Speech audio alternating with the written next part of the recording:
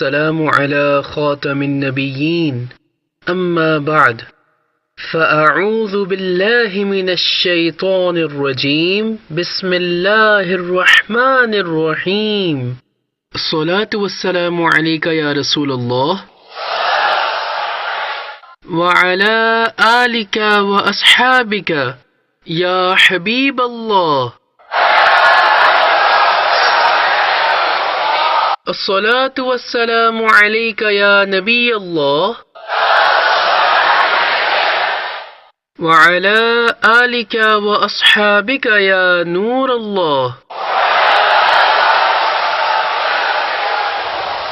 Booklet Blessings of Salat and Salam, page number 3, saying of the final messenger of Allah sallallahu alaihi wasallam, number 7. Whoever recites Salat upon me once, Allah Almighty sends 10 mercies upon him, forgives 10 sins, and elevates his rank by 10 times. Sallu ala al-Habib, sallallahu ala Muhammad. My question is that, what is the importance of justice in Islam? And what does Islam tell us about it? Justice holds paramount importance and plays a pivotal role in the progression of any nation. A lot of emphasis has been placed in the verses of Quran and Hadith regarding establishing justice. Therefore, Allah Almighty states in Surah Maida, Ya ayyuhalladhina amanu كونوا قوامين لله شهداء بالقسط ولا يجرمنكم شنآن قوم على ألا تعدلوا اعدلوا هو أقرب للتقوى واتقوا الله إن الله خبير بما تعملون. Translation of the Quran, the clear criterion. O you who believe, become steadfast upon the command of Allah while testifying with justice. And the enmity of a nation should not incite you to be unjust. Rather, be just. This is nearer to righteousness, and fear Allah. Indeed, Allah is aware of all your deeds. This blessed verse commands regarding justice, and it clearly states that no element of kinship, i.e. relationship, or any element or cause of enmity should not keep you away from establishing justice. When we talk about the Anbiya and Mursaleen, the prophets and the messengers alayhimus salam, one of the reasons for sending them in this world and to the people was for those honorable personages was to provide and establish justice for the people towards whom they were sent by Allah Almighty.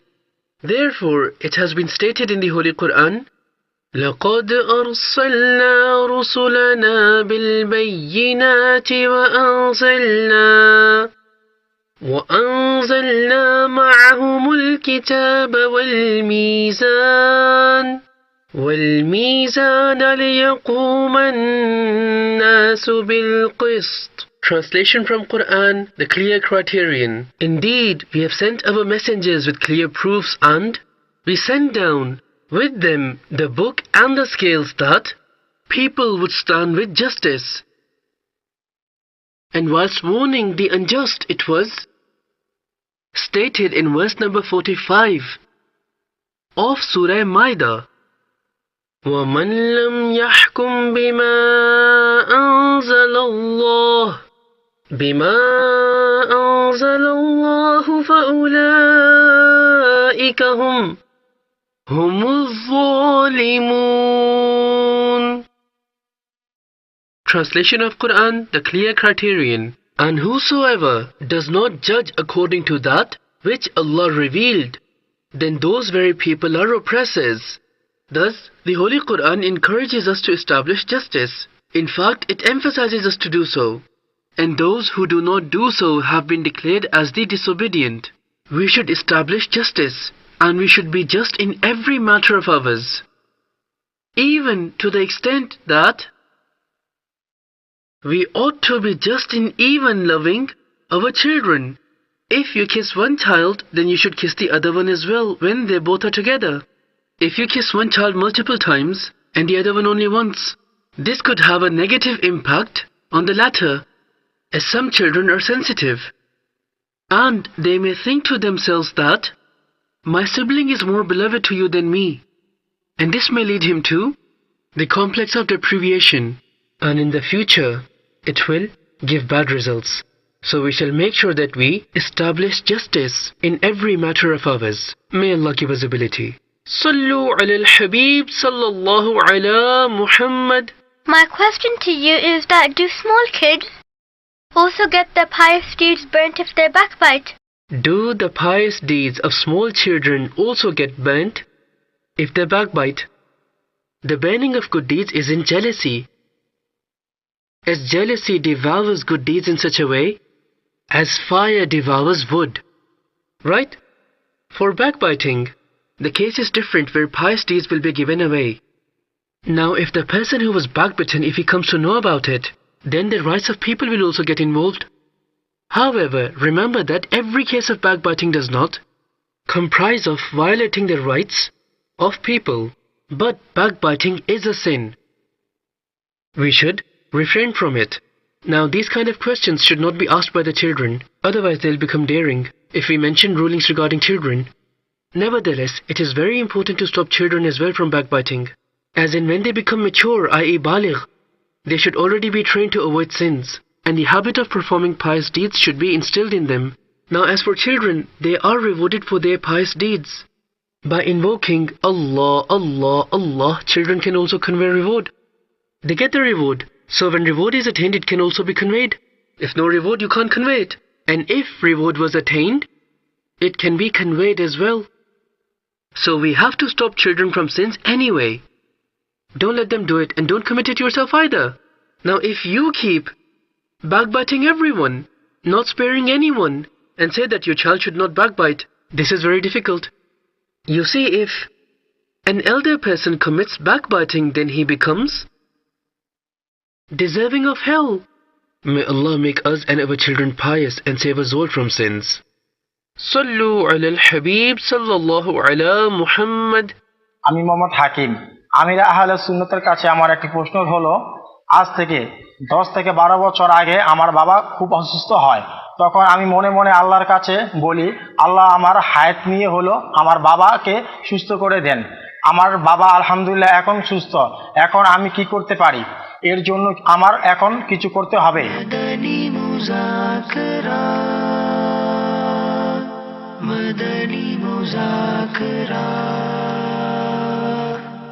Now, did your father get a share from your life or not? All this is concealed matter. We don't know. But whenever you give someone something, then it should be wholeheartedly, not with regret. If you gave wholeheartedly, then why regret it? May Allah Almighty bless you with a long life as well.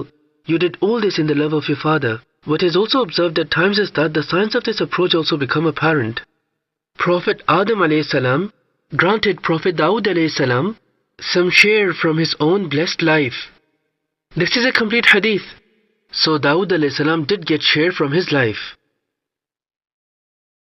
Now, it is possible that for the sake of the dua you made, Allah gave your father some part of your life. However, Allah has power over granting your father long life without taking any share from yours. Meaning Allah can do everything. But this is also a possibility. It also happens at times. There is one Madani Islamic brother who said to me that you had a flu. I saw you in this state and felt very uncomfortable. So I made this dua that, oh Allah, give his flu to me. And he said that he got flu straight away. He relayed this account of his to me. Now, there's another Madani Islamic brother who told me that I have continuous fever. So please perform dam on me. So He mentioned that this has been for a very long time where I experience a slight fever all the time. So I just realized and thought about the hadith of the honorable companion Sayyidina Ubay ibn Ka'b radiyallahu anh, where he, after listening to the virtues of fever, made dua that, O Allah, may I stay in fever, and may it not hinder for me to go in the way of Allah, fasting and other acts of worship. So I stay in the state of fever and also keep worshipping you. So at all times his blessed body would be hot, i.e. in the state of fever. So I asked the Madani brother that, did you make the same dua after reading this hadith? He replied, yes. So I said, then what's wrong now? What's the problem when dua has been accepted? You see, the matters of the elite are different. Sayyidina Ubay ibn Ka'b radiyallahu anh was a companion of the Prophet, isn't it? Every companion of the Prophet is paradise dweller. Their grandeur is different. As for us, we are weak people, and overall, we should ask and pray for well-being. We can't even bear a little bit of cold weather. It leaves us totally shivering.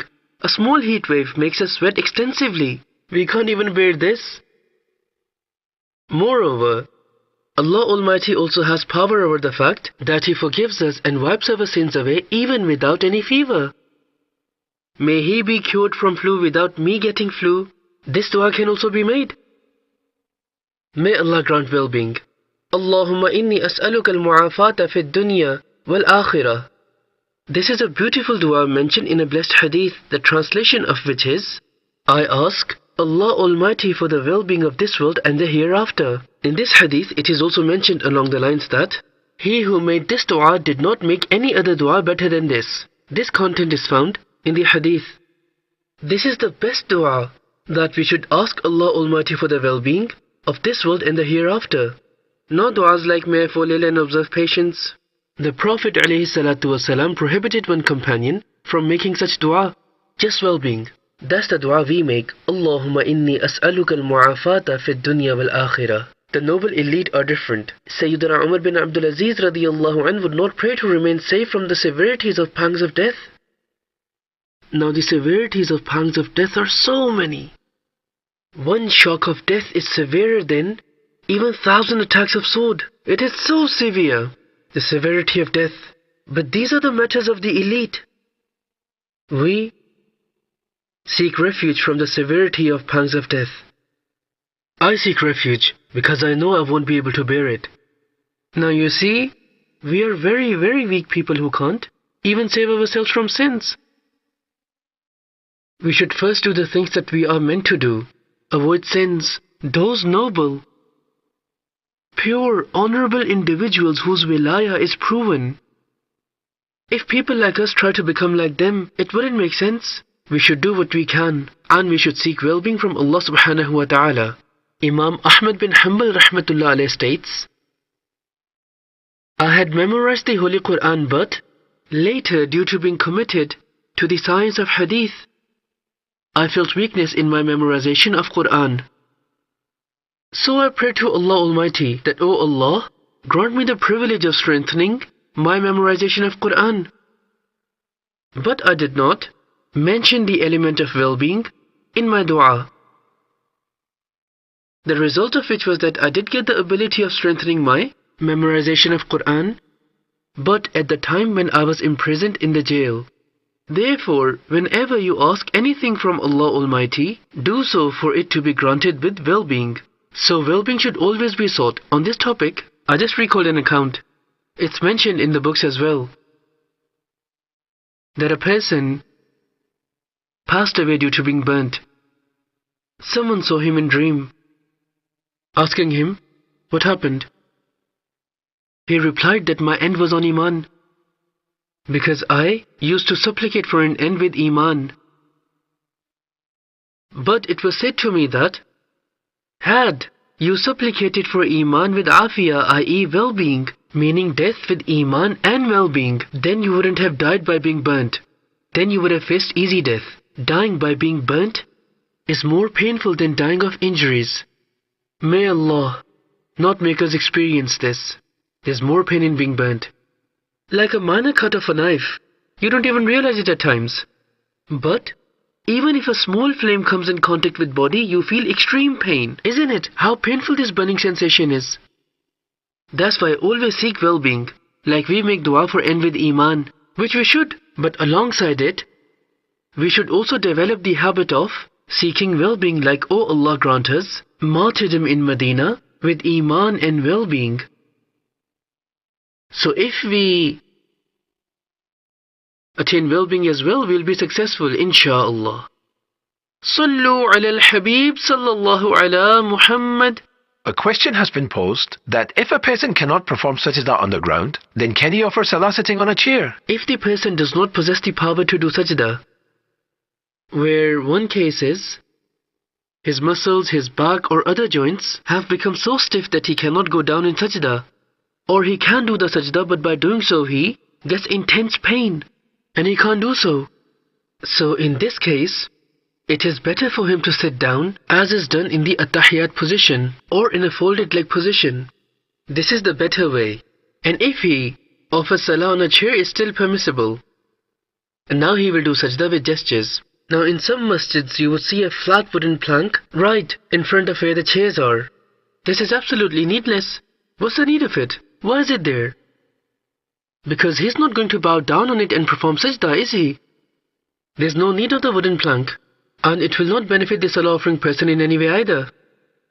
What you need to consider in this is that as much as you bow down for ruku, you need to go down a bit more than that for sajda. You don't need to create a certain angle when you go down to perform sajda. There's nothing like that. This is for those whom it is permissible to offer salah through gestures. For example, there is an ill person who cannot perform sajda at all. He does not have the power of performing sajda. Or he's got very stiff joints because of which he cannot go in the state of sajda. Or it is a case where he experiences severe pain if he goes in sajda. And in addition to this, he consults with ulama as well, asking them that can I offer salah through gestures as I've got this issue. Well-being lies in this. Consult with the qualified mufti of Islam. Every imam of every masjid is not a mufti. It is beneficial to consult with a fatwa-giving mufti. I also did so. You see, when it comes down to us, we don't even hand over anyone 2 pennies. We think twice before giving someone even £10 in case he doesn't return back. So for something as precious as salah, how can we start offering it sitting down just on the advice of a doctor without consulting a mufti? The doctor isn't going to take us to paradise. The guidance of honorable muftis will inshallah take us to paradise. So anyhow, I took the advice of the doctor and then consulted with the honorable mufti, and then both of them had a consultation together. In this way the verdict was given that I can offer salah sitting on a chair, and only then I started using the chair. Otherwise I was doing the normal sajda, alhamdulillah.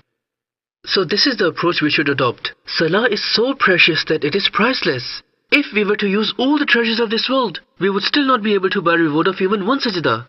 So how can we compromise on full fard salah of ours? May Allah accept it, we should be cautious. Now let's say permission is granted to offer salah by sitting on a chair, meaning permission is given to offer salah through gestures. Now in this, what you have to do is pay special attention when performing ruku and sujood. How much you go down in ruku, it is necessary for you to go down more than that for sajda. If you go down for sajda as much as you did for ruku, then the sajda will be invalid, and no sajda means no salah. Keep this main difference in your mind. And now in this, it is not necessary to have a straight back when performing ruku. The gesture in this is not with the back but with the head.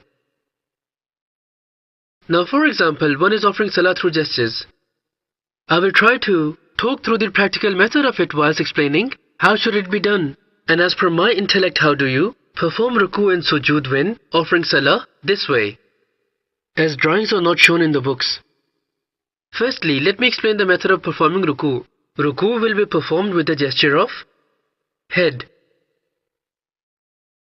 Allahu Akbar. Subhana Rabbiyal Azim. Subhana Rabbiyal Azim. Subhana Rabbiyal Azim. Sami'a Allahu liman hamida. Allahumma Rabbana wa lakal hamd. Allahu Akbar. Subhana Rabbiyal A'la. Subhana Rabbiyal A'la. Subhana Rabbiyal A'la. Allahu Akbar. You see how much down I went for ruku?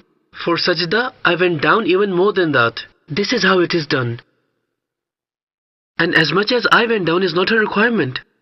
Even going down slightly, such that can be considered as going down, would be sufficient for the validity of ruku and sujood, all through gestures. This is ruku, this is sajda, as in both gestures should be distinguishable as to which one is ruku and which one is sajda. If you keep this principle in your mind, then inshallah you'll find ease in offering salah. Now fixing a wooden plank and going all the way down to perform sajda on it is all useless. There's no need for it. In fact, it seems to be a wrong practice. There's no need for it. Now, as you mentioned regarding a wooden plank being fixed and people offering salah on chairs, now those who have been offering salah in this manner and are still offering, what is the ruling regarding their salah provided they are allowed to offer salah on chair? Their salah will be valid. Yeah, Shaykh, there's another thing that needs further clarification in this. We are discussing about offering salah on chairs and the issue of wooden planks. Now, when it comes to performing sajda whilst offering salah on chair, some people think that it is necessary for them to extend their arms forward whilst performing sajda. They deem it necessary. This way? Yes. Or they think that the arms should be extended beyond the knees. So they at times also perform sajda in this manner, where their arms are extended and they deem it necessary. Allah Allah. So what would you say for such kind of practices? It is a useless practice. There is no need for it. Just a normal. Keep your hands just as you've kept them next to your knees. In the actual ruku when we offer salah, the salah offered while standing up, we hold the knees in ruku.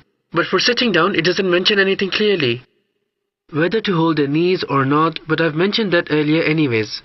So, nonetheless, extending the arms is not any kind of gesture, and gesture is to be made only by the head. I've mentioned this method as well. Wooden planks and all this should not be in masjids. There are many masjids, but they shouldn't have it. It's mainly due to lack of knowledge. You may say that the Imam of the masjid allowed it, but sorry to say, when it comes to seeking a fatwa, it should be sought from a mufti of Islam. Every Imam is not a mufti, and these rulings are of complex nature.